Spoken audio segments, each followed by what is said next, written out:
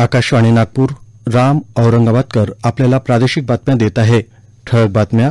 भारतीय रिझर्व्ह बँकेच्या केंद्रीय संचालक मंडळाची 607वी बैठक नागपुरात संपन्न. दिल्लीचे मुख्यमंत्री अरविंद केजरीवाल यांच्यावर भ्रष्टाचार प्रकरणातील खटल्याची सुनावणी सुरू. आम आदमी पक्षाच्या कार्यकर्त्यांची ठिकठिकाणी निदर्शनं. 1.5 लाखांचं बक्षीस असलेल्या नक्षल समर्थकाला गडचिरोली पोलिसांनी केली अटक. आणि लोकशिक्षकांच्या भूमिकेतून मतदानाच्या कर्तव्यपालनाचे भान द्या. नागपूर जिल्हाधिकारी डॉ. विपिन ईटनकर यांची सोशल मीडिया इन्फ्लुएन्सर्स यांना साद. रिझर्व्ह बँक ऑफ इंडियाच्या केंद्रीय संचालक मंडळाची 607वी बैठक आज नागपुरात गव्हर्नर शक्तिकांत दास यांच्या अध्यक्षतेखाली पार पडली. जागतिक आणि देशांतर्गत आर्थिक परिस्थितीसोबतच भू राजकीय घडामोडी आणि जागतिक आर्थिक बाजारातील अस्थिरतेमुळे निर्माण झालेल्या आव्हानांचा आढावा या बैठकीत घेण्यात आला. यासोबतच चालू आर्थिक वर्षात आरबीआयनं डिजिटल पेमेंट, ग्राहक शिक्षक आणि जागरूकता यामध्ये केलेल्या प्रगतीसंदर्भात चर्चा करण्यात आली. आजच्या बैठकीत बँकेच्या वर्ष 2024-25च्या अर्थसंकल्पाला देखील मंजुरी दिली असल्याचं आरबीआयनं जारी केलेल्या प्रसिद्धीपत्रकात म्हटलं आहे. दिल्लीचे मुख्यमंत्री अरविंद केजरीवाल यांनी सक्तवसुली संचालनालयाच्या समन्सला आव्हान देणारी याचिका मागे घेतली आहे. दिल्ली उच्च न्यायालयानं केजरीवाल यांना अटकेपासून संरक्षण नाकारल्यानंतर सक्तवसुली संचालनालयानं काल त्यांना अटक केली. आज त्यांना राऊज एव्हेन्यू न्यायालयात हजर केलं गेलं. आम आदमी पार्टीचे सौरभ भारद्वाज आणि मंत्री अतिशी यांनाही पोलिसांनी ताब्यात घेतलं आहे. केजरीवाल यांच्या अटकेच्या निषेधात आम आदमी पार्टीनं आज दिल्लीसह देशभरात विविध ठिकाणी निदर्शनं केलीत. नागपुरात केंद्रीय मंत्री आणि भाजपचे नागपूरचे लोकसभा उमेदवार नितीन गडकरी यांच्या जनसंपर्क कार्यालयासमोर आम आदमी पक्षाच्या कार्यकर्त्यांनी निदर्शनं केलीत. या मुद्द्यावरून सत्ताधारी आणि विरोधकांमध्ये आरोप प्रत्यारोप सुरू आहेत. दिल्लीचे मुख्यमंत्री अरविंद केजरीवाल यांच्यावरच्या अटकेच्या कारवाईवर शरद पवार यांनी टीका केली आहे. केंद्र सरकार तपास यंत्रणांचा दुरुपयोग करत असून काँग्रेस केजरीवाल यांच्यासोबत असल्याचं काँग्रेस नेते के.सी. वेणुगोपाल यांनी म्हटलं आहे.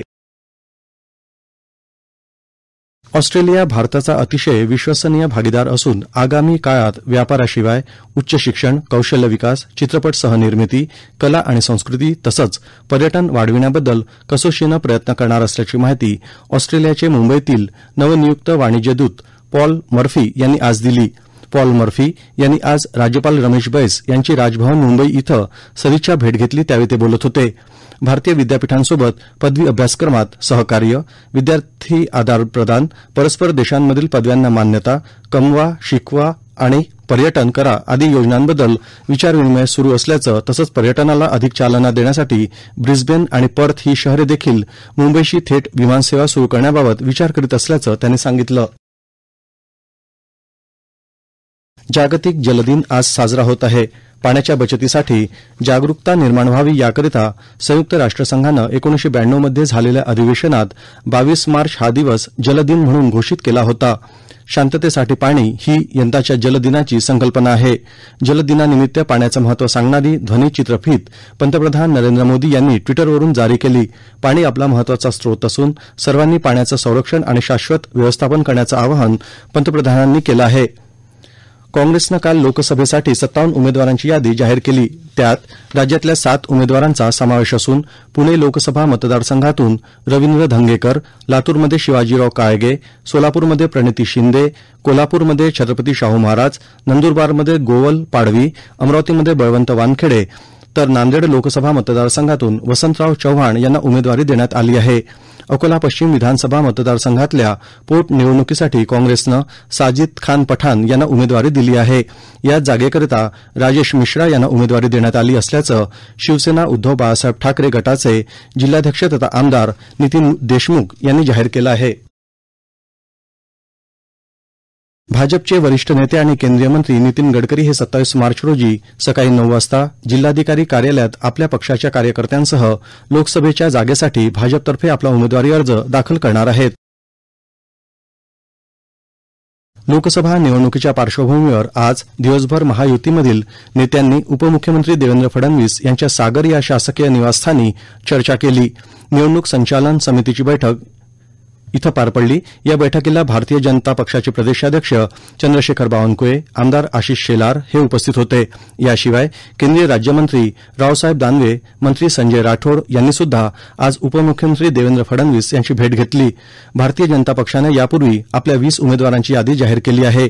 आता उर्वरित 28 जागांसाठी महायुतीमध्ये जागा वाटप होणं बाकी आहे. या पार्श्वभूमीवर आज झालेल्या बैठकांना विशेष महत्व आहे. या प्रादेशिक बातम्या आपण आकाशवाणीच्या नागपूर केंद्रावरून ऐकत आहात. गडचिरोली पोलिसांनी काल खून आणि जाळपोळ अशा हिंसक कारवायांमध्ये सहभागी असलेल्या नक्षल समर्थकाला अटक केली. पेका मादी पुंगाटी असं त्याचं नाव असून तो भामरागड तालुक्यातला मिळगुडवंचा इथला रहिवासी आहे. त्याच्यावर 1.5 लाखाचं बक्षीस होतं.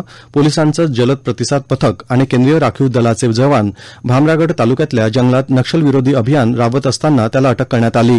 नक्षल्यांना रेशन पुरवणं, त्यांची पत्रकं टाकणं, नक्षल्यांच्या बैठकींसाठी गावकऱ्यांना बोलावणं आदी कामं तो करत होता, अशी माहिती पोलिसांनी दिली आहे. येत्या रविवारी आणि सोमवारी होळीचा सण सर्वत्र उत्साहात साजरा केला जाणार असून या सणानिमित्त रविवार दिनांक 24 मार्च रोजी सायंकाळी 7 वाजेपासून सोमवार दिनांक 25 मार्च रोजी संपूर्ण दिवसभर शहर बस सेवा बंद राहणार आहे. मंगळवारी 26 मार्च रोजी सकाळी 6 वाजेपासून बसेसची सेवा पूर्ववत सुरू होईल, अशी माहिती मनपाच्या परिवहन विभागाद्वारे देण्यात आली आहे. यावर्षी राज्यात सर्वाधिक युवा मतदारांनी नोंदणी करून नागपूर मतदार संघाच्या शिरपेचात मानाचा तुरात रोवला आहे. प्रत्येक मतदारांमध्ये मतदानासाठी येत असलेल्या जबाबदारीचं भान आता प्रत्यक्ष मतदानामध्ये परावर्तित व्हायला हवं. यासाठी त्यांना मतदान करण्यासाठी कर्तव्याचं भान द्या, असं आवाहन जिल्हाधिकारी डॉ. विपिन ईटनकर यांनी सोशल मीडिया इन्फ्लुएन्सर्स यांना केलं आहे. नागपूर मतदारसंघात 75% अधिक मतदानाची टक्केवारी वाढावी या उद्देशानं आयोजित केलेल्या बैठकीत ते बोलत होते. युवा पिढीला भुरळ घालणाऱ्या Instagram, reels, Facebook, radio jockeys असे सोशल मीडियावर प्रभुत्व असलेल्या इन्फ्लुएन्सर्स यांना या बैठकीसाठी विशेष निमंत्रित केलं गेलं होतं. आजची युवा पिढी ही रील्स आणि इतर सोशल मीडियावरील संदेशांना तत्काळ प्रतिसाद देते. यातील सामाजिक आशय आणि संदेशांचा भाग लक्षात घेतला तर एका अर्थानं इन्फ्लुएन्सर्स हे लोकशिक्षकच आहेत. आपल्या देशाच्या लोकशाहीला सक्षम करणाऱ्या मतदान जनजागृती मोहिमेत आपलं उत्तरदायित्व लक्षात घेऊन सोशल मीडिया इन्फ्लुएन्सर्स यांनी पुढे आलं पाहिजे, अशी अपेक्षा त्यांनी व्यक्त केली. यावेळी जिल्हा परिषदेच्या मुख्य कार्यकारी अधिकारी सौम्या शर्मा यांनी स्वीप अंतर्गत हाती घेतलेल्या विविध उपक्रमांची माहिती उपस्थितांना दिली. डॉ. पंजाबराव देशमुख कृषी विद्यापीठ अकोला आणि सेंद्रिय शेती संशोधन संस्था स्वित्झर्लंड यांच्या संयुक्त विद्यमानं सेंद्रिय कापूस भविष्यातील वाटचाल या महत्वपूर्ण विषयावरील एकदिवसीय राष्ट्रीय कार्यशाळेचं आयोजन करण्यात आलं आहे. त्याच्या उद्घाटन प्रसंगी बोलताना सेंद्रिय पद्धतीनं कापूस लागवडीचं तंत्रज्ञान सर्वदूर प्रसारित होण्यासाठी सार्वत्रिक प्रयत्नांची मोठ बांधण्याचं आवाहन कुलगुरू डॉ. शरद गदाख यांनी उपस्थित शेती क्षेत्रातील शास्त्रज्ञांना केलं. केंद्रीय कापूस संशोधन संस्था नागपूरचे संचालक डॉ. वाय.जी. प्रसाद हे देखील यावेळी उपस्थित होते. विदर्भाच्या जमिनीचा, हवामानाचा आणि पीक पद्धतीचा विचार करता कपाशीसारख्या नगदी पिकांचं खूप महत्व आहे, असं मत त्यांनी यावेळी व्यक्त केलं. आगामी लोकसभा निवडणुकीच्या पार्श्वभूमीवर विविध मतदारसंघ उमेदवार यांच्याविषयी सविस्तर माहिती देणारा कार्यक्रम लोकप्रसारक के साथ लोकनिर्णय 2024 आता दररोज सायंकाळी 7 ते 7:30 या वेळेत 3 जूनपर्यंत आकाशवाणीच्या सर्व केंद्रांवरून थेट प्रसारित करण्यात येणार आहे. याच कार्यक्रमाचा ध्वनिमुद्रित भाग सोमवार वगळता रोज सकाळी 9:30 ते 10 या वेळेत प्रसारित करण्यात येईल.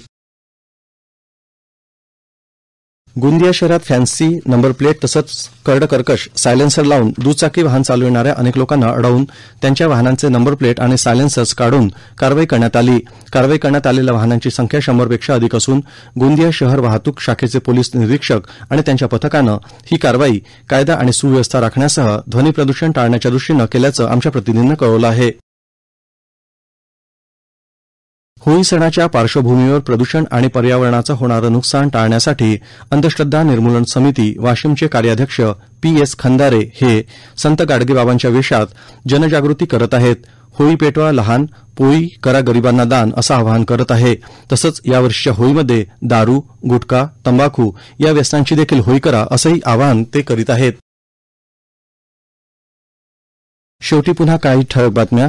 भारतीय रिझर्व्ह बँकेच्या केंद्रीय मंडळाची 607वी बैठक नागपुरात संपन्न आणि लोकशिक्षकांच्या भूमिकेतून मतदानाच्या कर्तव्य पालनाचे भान द्या.